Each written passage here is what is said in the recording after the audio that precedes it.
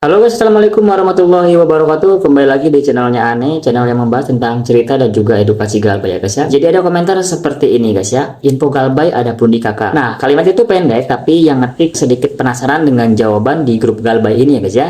Ya mungkin dia udah bolak-balik buka aplikasi, lihat tagihan, lalu ditutup lagi aplikasinya. Mungkin niatnya untuk bayar, tapi mungkin keuangan sudah tidak memungkinkan lagi gitu. Jadi ada pundi bukan aplikasi sembarangan. Nah, dia terdaftar di OJK, artinya kalau galbay bukan cuma soal ditagih, tapi bisa kena imbas ke skor kredit masa depan. Nah jadi buat kalian yang siap galbay berarti siap dengan resikonya ya. Kalau dilihat dari data keseluruhan yang pernah dialami oleh sebagian orang, ada pundi itu aman ya. Pertama, dia nggak ada DC lapangan. Yang kedua, dia legal dan terdaftar di SLIK OJK. Karena yang seperti kita tahu ya, pinjol yang terdaftar di SLIK OJK sudah pasti mengikuti aturan yang dibuat pemerintah. Sehingga mereka yang nagih pasti akan baik dan sopan. Itu sebagian ya. Ada juga yang ya sedikit meneror. Dan pasti mereka akan mencari jalan keluar untuk yang galbay supaya bisa diselesaikan. Itu poinnya ya. Tapi yang paling bikin was-was itu adalah kadang baru telat 1 minggu aja udah ada WA masuk ke kontak darurat. Kadang-kadang nadanya sopan, tapi kadang juga bawa